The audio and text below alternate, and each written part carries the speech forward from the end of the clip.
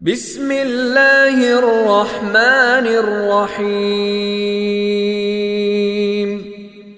ألهاكم التكاثر حتى زرتم المقابر كلا سوف تعلمون ثم كلا سوف تعلمون كلا لو تعلمون علم اليقين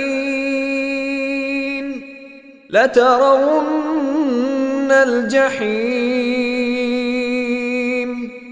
ثم لترونها عين اليقين ثم لتسألن يومئذ عن النعيم.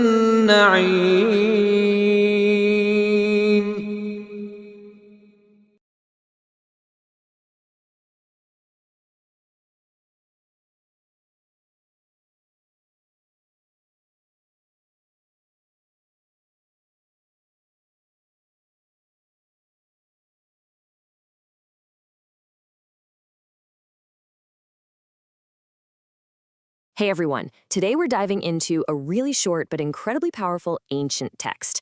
It basically diagnoses a problem that feels more relevant today than ever, that constant competitive chase for more, and how it can completely blind us to what actually matters in life. So let's jump right in.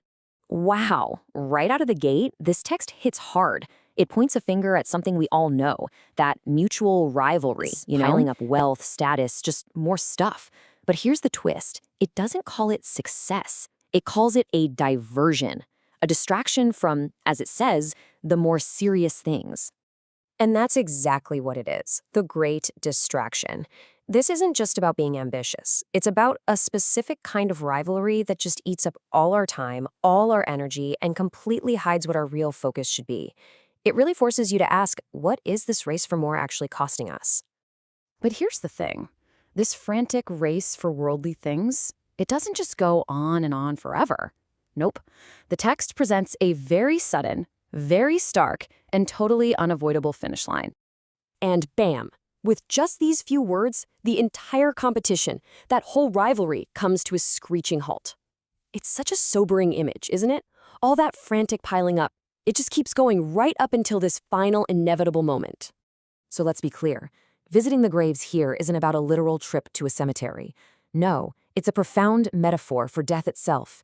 It's that one moment where every single thing we competed for, all that stuff we piled up, instantly becomes worthless. It's a forced, dramatic, and final reset of all our priorities. Okay, so the worldly race is over. Now what? Well, this is where the text completely shifts gears. It moves from talking about our distraction to warning us about what comes next.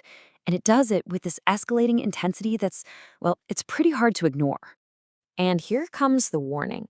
It's delivered as this really straightforward fact. That word nay, it's like a sharp rebuke, like saying, nope, you've been focused on the wrong things. And it's followed by this unmistakable promise. You will soon know the reality you've spent your whole life ignoring. And then it says it again, almost the exact same words. Now, this isn't just for style points. In ancient rhetoric, when you repeat something like this, it's for maximum emphasis. It's like underlining it, putting it in bold, and screaming it from the rooftops. The message is crystal clear. This isn't a maybe. This is an absolute, inescapable certainty. So this begs a really important question, right? The text keeps insisting we will know, but what kind of knowing are we talking about here? As it turns out, there's a huge difference between two levels of certainty. This is so brilliant. Think of it like this. Certainty of mind is like reading a news report that a building is on fire. You get the facts, you understand it intellectually, but certainty of sight, that's standing right in front of the burning building. You feel the heat on your face, you see the flames, you smell the smoke. It's the difference between knowing about something and experiencing it yourself with zero doubt. And the text does not leave us guessing what we're going to experience with this certainty of sight. It is incredibly explicit. The reality that we're going to witness firsthand is the hellfire. This takes the warning from something abstract and turns it into something terrifyingly real and vivid. So, after this whole intense journey from our worldly distractions to this grave awakening and the promise of seeing reality for ourselves, the text has to end. But it doesn't end with a final statement or a judgment. It ends with something way more personal. It ends with a question.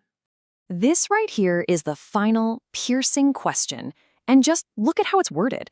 It's not some general statement. It's aimed directly at the listener, directly at you. Then shall ye be questioned. It's designed to make you stop and really, truly think. And this, for me, is the most profound plot twist in the whole text. The final reckoning, the ultimate accountability, it isn't about the hard times we went through or the pain we suffered. It's about the joy, the blessings, the comforts, the good things in life.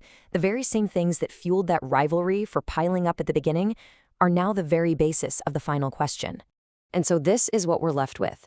It's this powerful reminder to look past the endless race for more and to start thinking about how we use the good things we already have. It's not a condemnation of joy at all. It's a call to be mindful, to be grateful, to be accountable for it. So the final question isn't just for some far-off day. It's for right now. What does it mean for you to be a good steward of the joys in your life?